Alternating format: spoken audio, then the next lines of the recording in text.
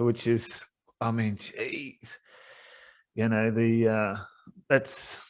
a bit of an ego thing, but luckily there are no egos in karate. Exactly.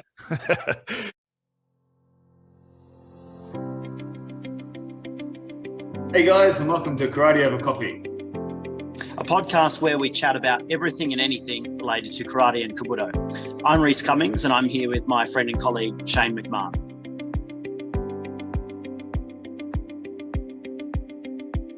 So, but anyway, and you can also buy, I don't know if you've Yeah. seen, you can buy those belts, you can buy ones that are 10, they look 5 years or 10 years or 15 years old. Yeah. Which is, I mean, geez, that's a bit of an ego thing, but luckily there are no egos in karate. Exactly.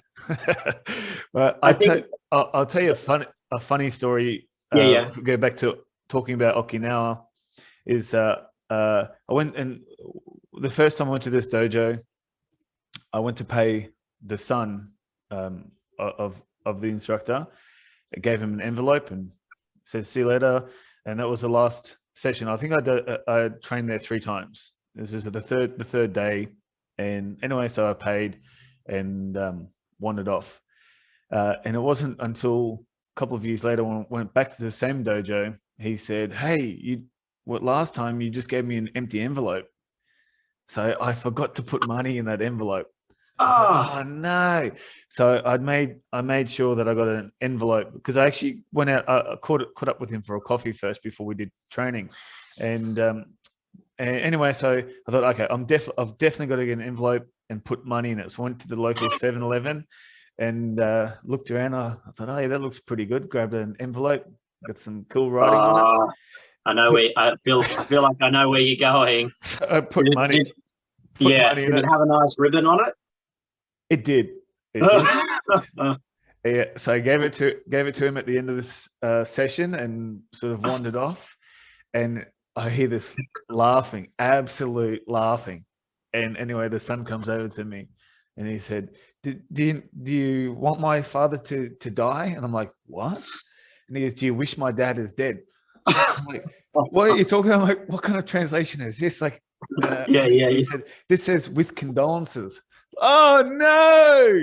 Yeah. So, oh mate, honestly, I didn't. It's hard though, isn't it? Like figuring that if you look at the envelope thing, there are there's black ribbons, there's white ribbons, there's all, and they've got kanji on them. And unless you really know what you're buying, so my recommendation would be, if it's for his plain envelope. Yes.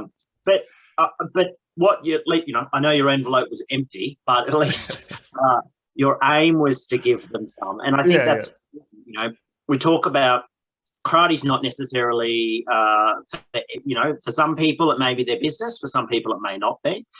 But time is worth something. And from what I know, most instructors over there, the dojo is pretty small, so you get a semi-private lesson anyway. And they're generally pretty giving with any information or instruction that they might have.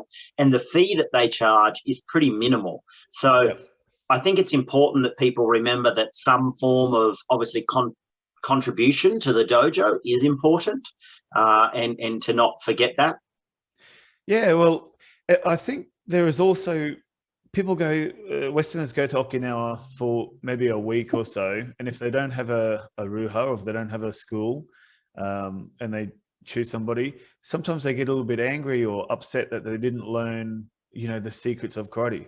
I mean, why would they teach you more than the outer shell of training? Or if you're not going to be with them for the next 3, 5, 20 years time, and I think instead of going to Okinawa to learn the secrets, it should be more about embracing the karate culture. Yeah, and I think you can go there and you can just train and you can have fun. Yeah. I met a couple of guys that were at, there was a family, they were from Europe, I can't remember right now where, but there was parents and then two kids, a girl and a boy, and they happened to be staying at the same accommodation that I was, and we got chatting and they were like, oh, we do karate. And I said, oh, okay, have you trained in Okinawa? And they were like, no. And I was like, oh, well, let me give Sensei a buzz and I'll just say, hey, can you come along and train? And he was very welcoming and he was very giving. But at the same time, and they seemed to have a lot of fun. But at the same time, if I think about me as an instructor, if someone was coming to visit me, I would allow them, of course, and, welcome them, of course. And they get to experience whatever I was teaching in that class, but they're coming in when I'm at a certain point in teaching part of my program or my class. Totally. Yeah. They're going to get what they get. If I knew that they were coming because they really wanted to experience what I was after with the intent of possibly evaluating it, deciding whether they wanted to join, that might be a different experience. But yeah, they tend to be welcoming, but I guess you can only expect so much. Possibly we expect too much. And some people only think that Okinawan karate is only kicking and punching, whereas the Westerners have sort of moved on to more practical applications and whatnot. But if you go to Okinawa and expect the secrets of karate, you're going to be sorely upset.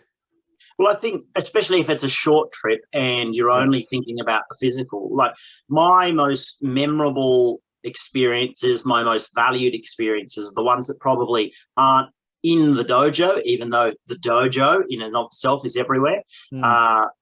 It's things that I've learned because, like we said before, I wouldn't want a dojo in my house, but not a public one. But when we would finish training, there'd be the opportunity to head up and have a coffee or, sit at...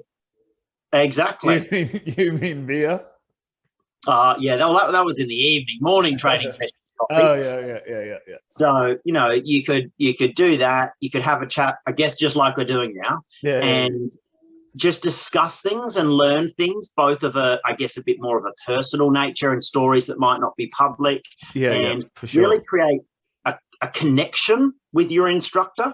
And that relationship is something that with all of my instructors that I value more than necessarily what they're teaching me physically. It's the other stuff. Obviously, having done karate since I was a kid, I feel that it's a really large part of my life, and the instructors that I've had have played a really big part in that life of developing me as a person, and many of those experiences have come because of the access to that, I guess, personal connection outside of the dojo. But that's one that's, I guess, come through years of relationships, and my instructor in Australia doing an extraordinarily large amount of work as well to foster, build and create a trust there that could then extend to me and then to my students and that kind of thing as well.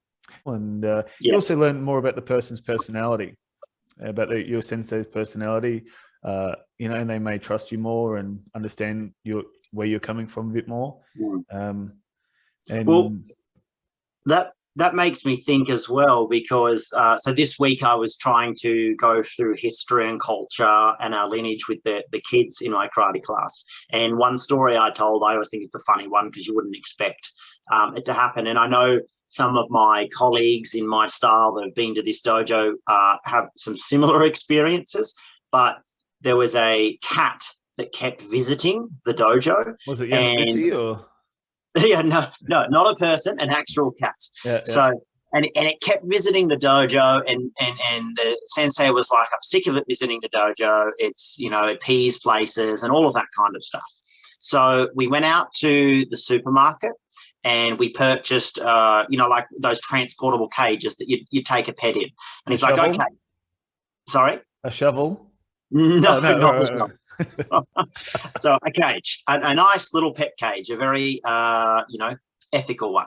So, and what we did is he was like, okay, we've got to catch the cat. He's like, it's always on the roof. There's a staircase out the back, there was a staircase out the back of the dojo. It was metal, though. It was metal. And obviously, it was not in the greatest condition. But Sensei was like, you can go up there. And I was like, oh, okay. So then I went up the top. We put out the cage, we put some food in it and that kind of thing. And eventually we did catch the cat, and then we took it to the local council office and left it there for them to deal with. But that obviously the kids thought that was like, oh, that's funny. And why are we doing catching in the dojo? How is that part of karate training? And I was like, it's not.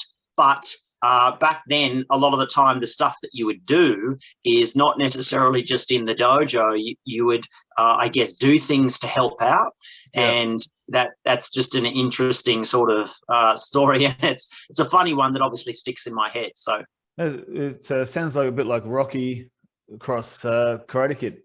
Yeah. Well, I've got one funny story. I was at a seminar. There were maybe 40 or 50 people at the seminar, and it was on Kyushu-jitsu. And actually, I didn't realize it was going to be on Kyushu-jitsu. I just turned up to the seminar, and I was with this Canadian guy who was my partner, and I'd been doing Kyushu-jitsu since like the late 80s, early 90s through my dad. My dad would practice on me when I was a kid. And this is around when George Dillman first came out with the dim mark stuff. Anyway, we had the old VHS tapes, and so my dad would practice on me. Anyway, so we incorporated that into our karate for a long time. So I was with this Canadian guy, and the sensei there was teaching a couple of points, and I know from my experience that they don't work on me. So I was tapping, but the Canadian guy's like, "Are they hurt?" I'm like, "Oh no." So it's, "Oh, sensei, come here." So sensei comes over and he tries it on me, and I'm like, "Oh, yep," tapping, and he's like, "Does that hurt?" And I said, "No." He goes, "Oh, you're too big, and walked off. I'm like, "Oh, yeah, that's cool." And then we were doing another one, and I knew this one didn't work either. I was like, "Oh, for Pete's sake, all the other ones hurt me, just a couple don't." It probably helped that I'd been at the dojo bar the night before and had a few beers. But anyway, so he's trying him again, this Canadian guy, and I said, "Look, mate, I know you are touching the point. They just don't hurt me." And he goes, "Oh, sensei, come back. There's not working." So sensei comes over again, and he tries it on me again. And I said, "Oh, yep." And he's like, "They don't work, do they?" I said, "No." And he goes, You're too big. And he goes, come here. And he walks me all the way to the door. And he's like, and he's walking. He's like, come here. And like, if you can't see, he's ushering me in a Japanese style, fingers down, come here. And the whole class had stopped. Everybody had turned around and is watching me. And I'm taking like tiny steps, like, what's going on, sensei? And I thought, oh my God, I'm getting kicked out of this guy's dojo. Oh my God, like the only person to get kicked out of this dojo. What's my dad gonna say? What's my Japanese sensei gonna say? Oh my God, I'm bringing shame. He walks me all the way to the door, and I would have been bright red, absolutely like a beetroot. And he goes, "Oh, can you reach this?" And he was standing up high, and I said, "Oh yeah." Grabbed it, and he goes, "Oh, thank you," and walked off. And I'm like, "Oh my God." So I walked back to the Canadian guy, and he goes, "Man, I thought he was kicking you out." I'm like, "Yeah, me too." So who knows, you probably made a better story, but yeah. Oh man, like honestly, like I was a wreck after that. Thankfully, that was the end of the seminar. But I never wanted to go back to the dojo because I was just so embarrassed, but ended up all right. Anyway, well, I think that sort of wraps up our one of our many chats on Okinawan karate. Yep. And guys, make sure if you haven't seen already, we do have a YouTube channel. So if you just type in Karate Over Coffee in YouTube, you'll be able to actually see what Reece and I look like, whether that's good or bad. And in this episode, I think you might see my son a couple of times at school holidays, and I've got to look after him while my wife has a real job. So make sure you check out our YouTube as well as Acast. We're on there, Spotify, iTunes, and wherever you listen to your podcasts. And you can obviously like the Facebook page as well and see when we post things there too. And hopefully, I think we'll have a few more guests and interesting people to chat to as well. Yeah, we do. We've got a couple of international guests coming up, which is fantastic because without Zoom and without the COVID problem, we may haven't really thought about that sort of avenue. So anyway, what is it? What does Dolly Parton say? When it rains, even a rainbow comes out, or something like that. I'm not sure. I'll leave that one with you.